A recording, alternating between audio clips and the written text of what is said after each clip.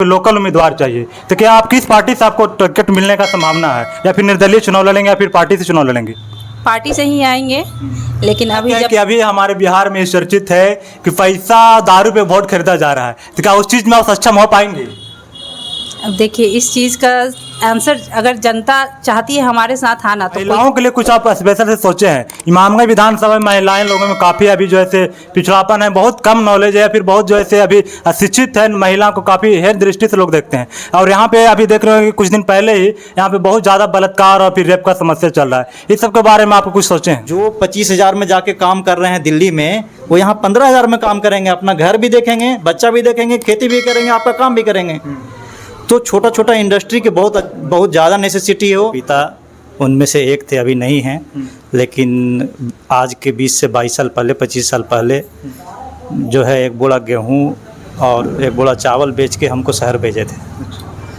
तो शहर भेजे, एक विज़न था उनका कि मेरा बच्चा आगे जाएगा। उनका कहना था कि तुम पढ़ोगे लिखोगे तो एसी में बैठ के काम करोगे, लेकिन हम सोचे कि नमस्कार मित्रों, मैं मुकेश मिलन और आप देख रहे हैं द ब्राइट बिहार। मित्रों, अभी हमारे साथ हैं इमामगंज विधानसभा के भावी विधायक उम्मीदवार ऋतुप्रिया चौधरी जी। तो आइए हम इनसे जानते हैं कि आखिर क्या विजन है जो इमामगंज में इनका चुनाव लड़ने की ज़रूरत पड़ रही है, और क्या प्रॉब्लम, क्या समस्या, सारी बातों को हम रखेंगे। आप लोग वीडियो को लास्ट तक बने रहिएगा। सबसे पहले आपको हमारे चैनल में स्वागत है मैडम। प्रणाम, मेरा नाम ऋतुप्रिया चौधरी है। मैं इमामगंज विधानसभा में भावी उम्मीदवार हूँ।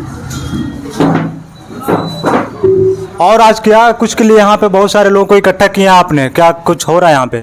जी, यहाँ हमारा पे ऑफिस की स्थापना हो रही है, उसी का आज उद्घाटन है। तो आपका सबसे बड़ी बात है, इमामगंज में विधानसभा में उपचुनाव होने जा रही है। आखिर किस विजन से आपको यहाँ पे चुनाव लड़ना पड़ रहा है? आखिर क्या कारण है, किस मकसद से आप यहाँ पे चुनाव लड़ रही हैं? आखिर क्या कुछ यहाँ पे इतने सालों में बदलाव ना हुआ जो आप चाहते हैं कि हम कुछ यहाँ पे बदले? जी, यहाँ पे क्षेत्र भ्रमण मैं काफ़ी पहले से कर रही हूँ, और क्षेत्र भ्रमण के दौरान मुझे जो देखने को मिला कि यहाँ ये जो भूमि है हमारी इमामगंज की, के स्वर्ग से कम नहीं है, लेकिन कुछ है जो कमी है जिसको पूरा करना है। आखिर क्या क्या अभी आपको पब्लिक जानना चाहती है? जैसे यहाँ पर 20 साल से जो है मांझी जी राज कर रहे हैं, आपके 10 साल से उदय नारायण चौधरी जी राज किए। इन 30 सालों में क्या कुछ आपको कुछ कमी दिखाई दी जिससे आप सुधारने का प्रयास करेंगे? सबसे पहले तो बात करूँगी मैं शिक्षा की। स्कूल नहीं है, मतलब स्कूल है मगर स्कूल में जो प्रॉपर व्यवस्था होनी चाहिए वो व्यवस्था नहीं है। बच्चों को पढ़ने के लिए बाहर जाना पड़ता है। डिग्री कॉलेज नहीं है, डिग्री कॉलेज के लिए भी बच्चों को बाहर जाना पड़ रहा है। यहाँ क्यों, यहाँ हम व्यवस्था नहीं दे सकते हैं? क्या हमारे पास इतनी ज़मीन नहीं है कि हम स्कूल कॉलेज खोल सकें? डिग्री कॉलेज तो होनी चाहिए ना, बैचलर का नहीं तो कम से कम डिप्लोमा का तो होना ही चाहिए। तो ये सारी समस्याएं हैं, ये नहीं है। गर्मी में पानी की समस्या बहुत ज़्यादा रहती है, और रोड जो आप देख रहे हैं ये काफ़ी सालों से सिंगल लेन ही है। रोड डबल लेन होना बहुत ज़रूरी है, क्योंकि रात में गाड़ी चलाने में बहुत दिक्कत का सामना करना पड़ता है। मैं भी क्षेत्र भ्रमण कर रही हूँ तो मुझे प्रॉब्लम समझ में आ रही है कि क्या यहाँ के लोगों की प्रॉब्लम है। तो बस इसी सब रीजन से मैं आना चाहती हूँ, और मेरा मेन मकसद जो है, बाहरी विकास तो हो जाता है, सब लोग कर देते हैं, लेकिन मेरा जो मेन मोटो है, मेरा जो मेन मकसद है, जो मैं घूमने के बाद जो मुझे समझ में आया, यहाँ पे शिक्षित करना बहुत ज़रूरी है। क्योंकि हमारे, जैसे कि मैं घूम रही हूँ क्षेत्र में, तो जैसे दलित एरिया में जब मैं जाती हूँ तो लोग कहते हैं इंदिरा आवास नहीं मिला। काफ़ी पिछड़ा एरिया। अभी हम कुछ दिन पहले गए थे एक जगह, वहाँ पे आज़ादी के बाद आज तक जैसे सड़क नहीं बन पाई। यहाँ तक कि सरकार से मिलने वाली सारी सुविधाएं उस गांव तक अभी तक मुहैया नहीं हो पाई है, और इस वजह से क्षेत्र में आप उसके लिए क्या कुछ करेंगे? वही मैं बात कर रही हूँ, क्योंकि शिक्षा की कमी है। लोगों को अपने अधिकार पता नहीं है कि मेरा क्या अधिकार है। उनके लिए कोई लड़ने वाला नहीं है, उनके लिए कोई खड़ा होने वाला नहीं है। उन्हीं के बीच से अगर कोई खड़ा होने वाला हो जाए उनके लिए, तो उनकी आधी समस्याएं तो ऐसे ही सॉल्व हो जाएंगी। बाकी अगर वो पढ़ लिख लें तो अपने अधिकार के लिए वो खुद लड़ सकते हैं। तो यही है, हर प्रॉब्लम का सॉल्यूशन जो है घूम फिर के शिक्षा ही है। साक्षर नहीं बनाना है, मुझे शिक्षित बनाना है। इस चीज़ पे मेरा बहुत जोर है। इससे आपका अंदरूनी विकास होगा, हमारे क्षेत्र का जो विकास होगा उसको कोई रोक नहीं सकता है। अगर हर बच्चा पढ़ लिख ले तो जो विकास होगा वो समझिए कि एक बॉम्ब विस्फोट की तरह होगा। धीरे धीरे टाइम लगेगा। ये एक मेरा जो विज़न है ये लॉन्ग टर्म में चलेगा, लेकिन हमारी सोच बहुत ऊपर तक है। बस आपका समर्थन चाहिए उस सोच को। इमामगंज में 30 साल से राज कर रहे हैं, सब लोग बाहरी लोग आते हैं, यहाँ पर आते हैं, चुनावी लंबी लंबी वादा करते हैं, ये करेंगे वो करेंगे, जीतने के बाद फिर दोबारा दिखाई नहीं पड़ते। तब दिखाई पड़ते हैं जब किसी बड़े बड़े के यहाँ कोई शादी फंक्शन हो या फिर कोई पार्टी हो, गरीब के यहाँ तो दिखाई नहीं पड़ते हैं। तो इमामगंज की जनता का बार बार मांग है कि यहाँ पे लोकल उम्मीदवार चाहिए। तो क्या आप किस पार्टी से आपको टिकट मिलने का संभावना है, या फिर निर्दलीय चुनाव लड़ेंगे या फिर पार्टी से चुनाव लड़ेंगे? पार्टी से ही आएंगे, लेकिन अभी जब तक पार्टी सिंबल हाथ में नहीं आ जाता है तब तक उसको हम डिस्क्लोज अभी नहीं कर किस सकते। पार्टी से लड़ने की संभावना है? अभी जब तक टिकट हाथ में नहीं आ जाता है इस पर मैं कुछ कमेंट नहीं करना चाहूँगी। जैसे ही घोषणा होगी और टिकट हाथ में आएगा वैसे ही डिस्क्लोज हो जाएगा कि हम किस पार्टी। टिकट नहीं मिलने पे आप निर्दलीय चुनाव लड़ेंगे? इसकी संभावना अभी तो हम लोग नहीं बना रहे हैं, लेकिन अगर टिकट नहीं मिला तो फिर हम इस पे विचार करेंगे। और आप कुछ करना चाहेंगे सर? सबसे पहले आप अपना थोड़ा सा परिचय बता दें। मेरा नाम सिद्धार्थ कुमार हुआ, आर्किटेक्ट हैं बेसिकली।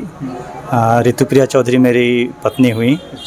और स्थानीय का जो मुद्दा है, तो हम लोग जिस बैकग्राउंड से आते हैं, फार्मर बैकग्राउंड से आते हैं, तो ये क्षेत्र जो है कृषि प्रधान क्षेत्र है, समझे ना। मेरे पिता उनमें से एक थे, अभी नहीं हैं, लेकिन आज के 20 से 22 साल पहले, 25 साल पहले जो है एक बोरा गेहूँ और एक बोरा चावल बेच के हमको शहर भेजे थे। तो शहर भेजे, एक विज़न था उनका कि मेरा बच्चा आगे जाएगा। उनका कहना था कि तुम पढ़ोगे लिखोगे तो एसी में बैठ के काम करोगे। लेकिन हम सोचे कि देखिए, हम सोचे कि हम सिर्फ एसी में बैठ के काम करेंगे, इससे मेरे भाई बंधु जो हैं उनका कुछ नहीं हो सकता है।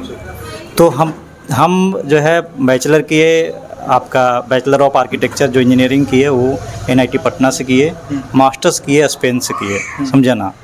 तो हम बाहर देखे कि देखिए, हम जहाँ पे गए तो वहाँ पे एक समस्या यहाँ पे है कि लोग क्या कहेंगे, समझे ना।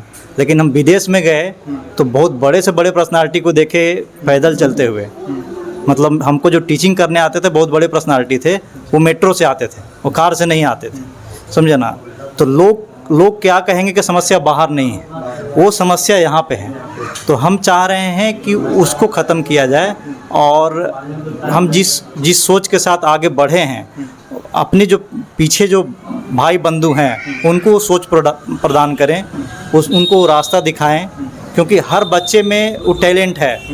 एक गरीब का भी बच्चा है जिसके पास खाने की भी मतलब वो नहीं है, उसका भी माइंड उतना ही शार्प है, सिर्फ उसको धार देने की ज़रूरत है, उसको रास्ता दिखाने की ज़रूरत है। तो हम चाहते हैं कि उन सारे बच्चों जो मेरे भाई बंधु हैं क्षेत्र के, उनको एक रास्ता, उनके लिए एक रास्ता बने, उनको शिक्षित करें, और शिक्षित करके मेन स्ट्रीम में करें। क्योंकि देखिए, रोज़गार हम बोल दें कि रोज़गार हम प्रोवाइड कर देंगे, तो 2 दिन में आपको रोज़गार नहीं मिल सकता है। वैसा कोई जादू की छड़ी नहीं है कि 2 दिन के अंदर में, अगर यहाँ पे मान के चलिए कि 1 लाख युवा हैं पूरा इमामगंज विधानसभा में, तो 1 लाख युवा को हम बोल दें कि हम आते के साथ 1 महीना के अंदर रोजगार दे देंगे, तो जो भी बोल रहा है ये चुनावी जुमला बोल रहा है।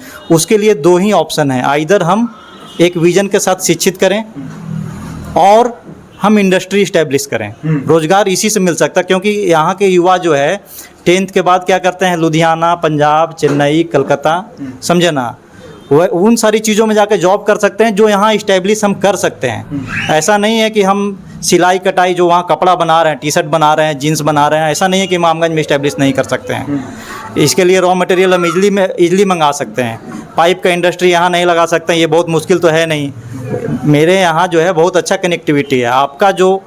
आपका जो इमामगंज विधानसभा है वो NH2 से जुड़ता है, NH2 से मुश्किल से 5 किलोमीटर जुड़ता है, और NH2 जो है बहुत बड़ा इंडस्ट्री कॉरिडोर है। ईजिली रॉ मटेरियल हम दिल्ली से लेकर कलकत्ता तक जहाँ भी रॉ मटेरियल अवेलेबल हो, बहुत ईजिली हम मंगा सकते हैं यहाँ पे। तो ऐसा कोई चीज़ नहीं है कि हम इंडस्ट्री इस्टेब्लिश नहीं कर सकते हैं, सिर्फ सोच की कमी है। छोटा इंडस्ट्री भी हम एस्टेब्लिश नहीं करना। देखिए, आज औरंगाबाद में बिहार सरकार जो है सोच रही है कि हम 200 एकड़ में इंडस्ट्री इस्टेब्लिश करें। इसलिए सोच रही है क्योंकि वहाँ इंडस्ट्री धीरे धीरे लगाए हैं लोग, सीमेंट का इंडस्ट्री है और इंडस्ट्री है।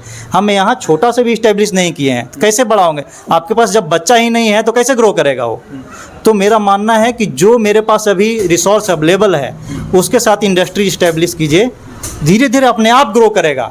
लाइक माइंडेड लोग आएंगे, इन्वेस्टमेंट करने वाले लोग आएंगे। आप छोटा सा इंडस्ट्री लगाइएगा तो लोगों का ध्यान आकर्षित होगा कि यहाँ पे सस्ता लेबर आपके पास अवेलेबल है। जो 25,000 में जाके काम कर रहे हैं दिल्ली में, वो यहाँ 15,000 में काम करेंगे, अपना घर भी देखेंगे, बच्चा भी देखेंगे, खेती भी करेंगे, आपका काम भी करेंगे। तो छोटा छोटा इंडस्ट्री के बहुत ज़्यादा नेसेसिटी हो। जो भी एरिया है, चाहे इमामगंज नगर पंचायत का कुछ एरिया को हम लोग डेवलप कर सकें, बांके बाज़ार के कुछ एरिया को डेवलप कर सकें, या आपका डुमरिया के एरिया को डेवलप कर सकें, या हर तीनों जगह पे छोटा छोटा एरिया में हम कुछ इंडस्ट्री इस्टेब्लिश कर सकें, तो उनके सराउंडिंग के जो लोग बाहर जा रहे हैं उनको हम बहुत इजीली इस्टेब्लिश कर सकते हैं। और हम ये नहीं बोल रहे हैं कि 200-500 करोड़ का इन्वेस्टमेंट किया जाए। आप 2 करोड़ से ही इंडस्ट्री चालू कीजिए ना। हम देखिए ग्रो किए हैं। स्पेन से आने के बाद मेरे पास 1 रुपया नहीं था, आज 2 इंडस्ट्री हम धीरे धीरे खड़ा करके कम से कम साल भर में 1 करोड़ का टर्नओवर किए हुए हैं। वो क्या है कि मेरा दिमाग है, मेरा माइंड है, मेरा सोच है, इन्वेस्टमेंट किन्हीं और का है। पार्टनरशिप में इस्टेब्लिश करके उसको आगे लेके गए हैं। सामने वाले सोचे क्या कि देखिए जो भी इन्वेस्टमेंट करता है वो सोचता है कि सामने वाला का क्रेडिबिलिटी क्या है। ये तो नहीं कि हम पैसा दे रहे हैं और साल भर 2 साल में मेरा पैसा अगर हम 50 लाख इन्वेस्ट कर रहे हैं तो उसको 5 लाख पे या 0 पे करके मेरा जो पूंजी है वो भी ख़त्म कर दें। तो यहाँ पे सोच के साथ हम लोग को आगे बढ़ने की ज़रूरत है। पहले छोटा छोटा इंडस्ट्री लेके आएँ, उससे डायरेक्ट रोज़गार मिलेगा। और जो लीडिंग हम गवर्नमेंट की बात कर रहे हैं उसमें एजुकेशन एक ऐसा मीडियम है जिसके थ्रू जो है हम IAS, IPS, BPSC, engineering, doctor, इन सारी चीज़ों को जो है इन सारी चीज़ों में बच्चे जा सकते हैं। उसके लिए जो मेरे पास कमी है अभी, सबसे पहला डिग्री कॉलेज की कमी है। यहाँ पे इमामगंज विधानसभा में आज की डेट में एक भी डिग्री कॉलेज नहीं है। और आज़ादी के बाद ये मतलब शर्मनाक बात है कि अभी तक एक भी डिग्री कॉलेज नहीं है। बताइए 68 साल में अभी तक जो है इमामगंज विधानसभा में एक डिग्री कॉलेज सरकारी नहीं खुल सका है। यहाँ के बच्चे को गया जाना पड़ता है, गर्ल्स स्कूल भी नहीं है। तो ये बहुत बहुत दयनीय स्थिति है। तो इस पे सोचने की ज़रूरत है। और हम लोग आए या नहीं आए, हम लोग अभी से आप लोग से सजेशन मांग रहे हैं कि सरकारी ज़मीन उस तरह का है तो बताइए। हम जो है एजुकेशन डिपार्टमेंट से बात करके, BCD से, भवन निर्माण से बात करके, उस पर हम डिज़ाइन ड्राइंग मुफ्त बना के हम उसको जो है प्रोजेक्ट करते हैं आगे DPR के रूप में। और हम प्रयास करते हैं कि उसको लेके आएँ। तो वो मतलब बनने के बाद तो अलग चीज़ है, बनने के पहले हम कल भी हम बांके बाज़ार में थे तो सजेशन मांगे थे कि 4 से 5 एकड़ का स्पेस चाहिए हमको मिनिमम। आखिर यहाँ पे इतना सारा काम बाकी है, आपका विज़न हमको बहुत अच्छा लगा कि आपने स्पेन से पढ़ाई की और यहाँ पर आपकी सारी समस्याओं का आपके बारे में पता है। और उन सारी समस्याओं का आप देख भी सकते हैं क्योंकि आप लोकल हैं। और इन लोगों के बारे में क्या कुछ कहना चाहेंगे जो आपके क्षेत्र में खोखला कर दिए, 20 साल से रह करके लगभग दोनों मिल करके 30 साल से राज कर रहे हैं, उन लोगों के बारे में क्या कुछ कहेंगे? देखिए, मेरा कहना है कि जब जगे तभी सवेरा। हम अभी जगे हैं, हम लोगों को जगा रहे हैं क्षेत्र में कि साथ आइए और साथ मिल के काम कीजिए। अब जो बीत चुका है उस पर कमेंट करने से कोई फ़ायदा है नहीं। और एक चीज़ और है कि जैसे यहाँ पे बहुत बड़े बड़े पार्टियाँ जो अभी चुनाव लड़ेगी वो भारत सरकार में ही कैबिनेट मंत्री हैं, बिहार में भी उनका बेटा कैबिनेट मंत्री हैं, अलग अलग प्रखंड में, अलग अलग बाज़ार में जैसे हमेशा बिहार ये गरीब संकल्प यात्रा वगैरह जो है कर रहे हैं। तो क्या उन सभी लोगों के सामने लोकल उम्मीदवार टिक पाएंगे? देखिए, इसमें हम लोग स्ट्रांगली खड़े हैं और जनता ही मेन होती है जो बहुत बड़े से बड़े धुरंधर को भी नीचे लेके आती है। जनता से पूछना चाहिए। हाँ, इस क्वेश्चन का आंसर आपको जनता से पूछना चाहिए। नहीं, ऐसे होता क्या है कि अभी हमारे बिहार में चर्चित है कि पैसा दारू पे वोट खरीदा जा रहा है, तो क्या उस चीज़ में आप सक्षम हो पाएंगे? अब देखिए, इस चीज़ का आंसर अगर जनता चाहती है हमारे साथ आना तो कोई खरीद नहीं सकता है।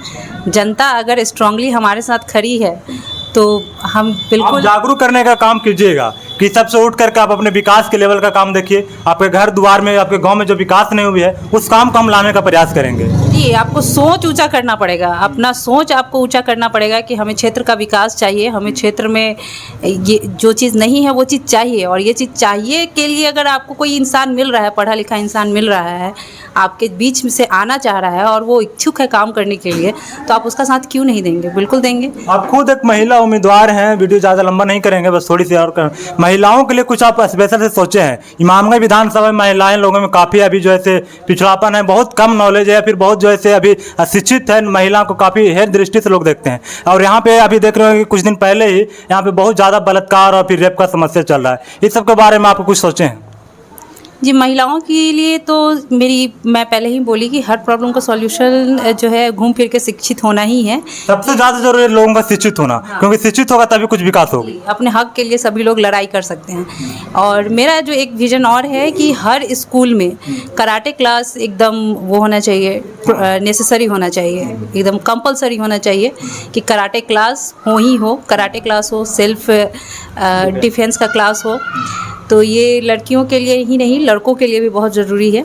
तो ये चीज़ एक कंपलसरी होना चाहिए मेरे विज़न में, और ये चीज़ अगर हम आते हैं तो इसको हम करेंगे कंपलसरी। और साथ ही मैं महिलाओं के लिए बिल्कुल साथ में खड़ी हूँ, और महिलाएं मेरे साथ वो भी आए और मैं उनके साथ एकदम डट के खड़ी हूँ। चलिए, बहुत अच्छा। और लास्ट में अपने व्यूअर्स को, अपने इमामगंज की जनता को कुछ कहना चाहेंगे, कुछ संदेश देना चाहेंगे हमारे चैनल के माध्यम से? जी, हमारा इमामगंज जो है वो बिल्कुल बहुत अच्छा है, यहाँ के लोग बहुत अच्छे हैं, और ये भूमि जो है स्वर्ग है। बस इसको थोड़ा सा इम्प्रूवमेंट की ज़रूरत है, जिसके लिए मैं आपके साथ हूँ, मैं यहाँ पे खड़ी हूँ। और बस आप लोगों का साथ चाहिए, आशीर्वाद चाहिए, और मेरे साथ रहिए, बस यही कहना चाहूँगी। और लास्ट में विजयदशमी की बहुत बहुत शुभकामनाएँ। चलिए, हमारे साथ अभी जो है इमामगंज के भावी उम्मीदवार, विधायक भावी उम्मीदवार रितु प्रिया चौधरी जी हैं, उनके पति जी हैं। काफ़ी अच्छा लगा इन दोनों की सोच हमको। बाकी आप लोग इन दोनों के बारे में क्या कुछ सोचते हैं, कमेंट करके बताइएगा। इमामगंज में आपको लोकल उम्मीदवार चाहिए या फिर बाहरी उम्मीदवार चाहिए, कमेंट करके बताइएगा। जय हिंद, जय भारत।